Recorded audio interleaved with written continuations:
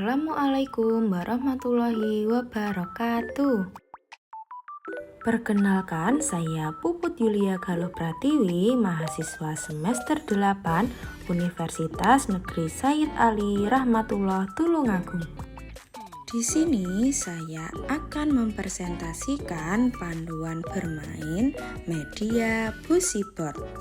Permainan ini merupakan media yang saya gunakan untuk penelitian akhir dengan judul Pengembangan Media Busyboard untuk meningkatkan koordinasi mata dan tangan anak usia 5-6 tahun.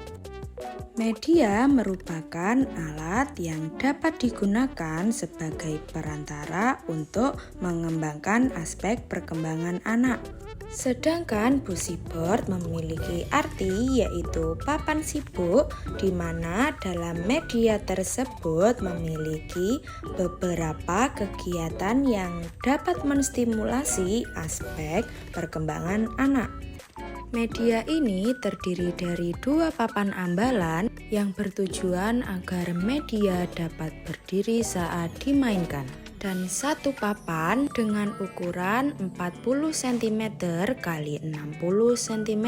Pada media ini terdapat 19 macam permainan yang mana terdiri dari 2 kategori. Yang pertama kategori sedang dan yang kedua kategori sulit. Media ini terdiri dari 2 sisi, yaitu yang pertama adalah sisi A. Pada permainan sisi A terdapat 10 macam permainan. Untuk yang kedua yaitu sisi B, yang mana pada sisi B ini terdapat 9 macam permainan. Pada saat bermain, anak-anak harus dalam pengawasan orang dewasa, karena anak-anak tidak akan bisa membalik papan sendiri. Permainan yang pertama, anak-anak diminta untuk menyebutkan warna yang ada di papan. Setelah itu, guru akan menyebutkan warna dan anak-anak harus membuka resleting sesuai warna yang disebutkan oleh guru.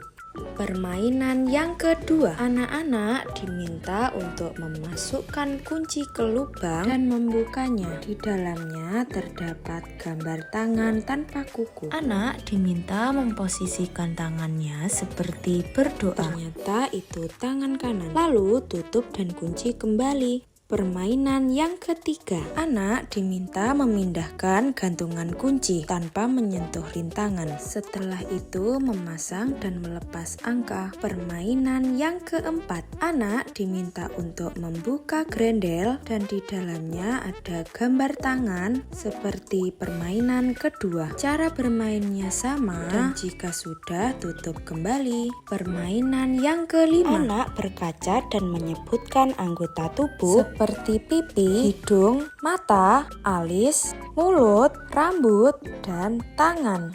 Permainan yang keenam, anak diminta untuk menulis namanya lalu menghapusnya. Permainan ketujuh, memasukkan penahan jendela ke lubang. Permainan kedelapan yaitu memasang kancing baju. Lalu anak diminta untuk menyebutkan kancing baju mana yang lebih mudah. Permainan ke-9 yaitu memasang tali sepatu sesuai kemampuan anak. Permainan ke-10 memasukkan bola dengan posisi lengan yang lurus dari atas. Permainan di sisi A sudah selesai. Waktunya membalik papan. Anak-anak diminta menjauh agar lebih aman. Permainan ke-11 yaitu memasukkan tali ke arah zigzag sesuai dengan urutan skrup gantung dari bawah.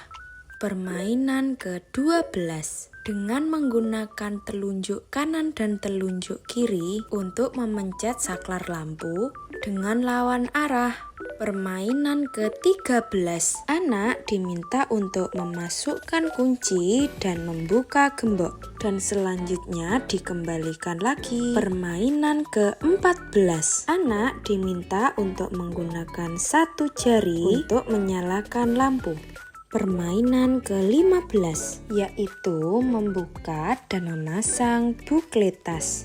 Permainan ke-16 membuka dan menutup velcro perekat menggunakan satu tangan. Permainan ke-17 guru akan menyebutkan warna atau bentuk dan anak akan mencari dan memasangnya. Permainan ke-18 memasang dan melepas colokan listrik. Guru memberikan arahan bahwa tidak boleh memasukkan tangan ke dalamnya karena bisa tersetrum. Permainan ke-19 yaitu meruncing. Guru akan menyebutkan angka dan anak akan mencarinya, setelah itu dimasukkan ke dalam benang sampai manik-maniknya habis. Lalu anak diminta untuk menalinya. Cara membawa media. Seperti pada video, dua ambalan tersebut digantungkan menggunakan buklet tas.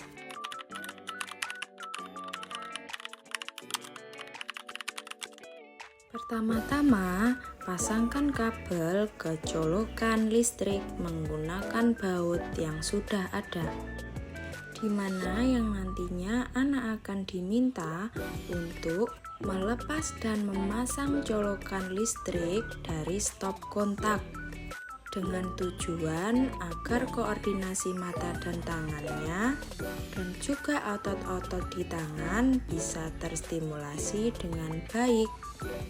Jika sudah, pasangkan kabel dengan stop kontak dengan tujuan agar saling menyambung satu sama lain agar tidak hilang. Selanjutnya, ukur papan kayu dengan memberi garis pada titik-titik tertentu dengan tujuan agar mempermudah ketika akan menggergaji kayu. Papan-papan ini setelah dipotong akan dibuat berbagai macam permainan. Yang pertama menjadi bentuk baju, lemari dengan kunci, pintu dengan grendel, alas kancing baju, alas tali sepatu, papan zigzag, dan yang terakhir adalah papan gembok.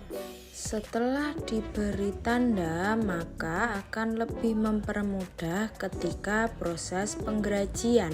Setelah dipotong, maka semua papan kayu harus diamplas tepinya dengan tujuan agar lebih rapi dan aman ketika dimainkan anak-anak. Setelah dipotong dan diamplas, maka hal yang dilakukan adalah memberi tanda pada papan yang akan dipasang baut. Tujuannya agar mempermudah proses pemasangan baut, karena jika tidak hati-hati, maka papan yang dipasangi baut tersebut bisa pecah sehingga papan akan rusak. Kegiatan terakhir yaitu mengukur kain flanel dan memberikan jahitan pada tepi kain flanel dengan tujuan agar terlihat menarik dan penuh warna. Terima kasih dari saya. Bila ada kurang lebihnya mohon maaf. Wassalamualaikum warahmatullahi wabarakatuh.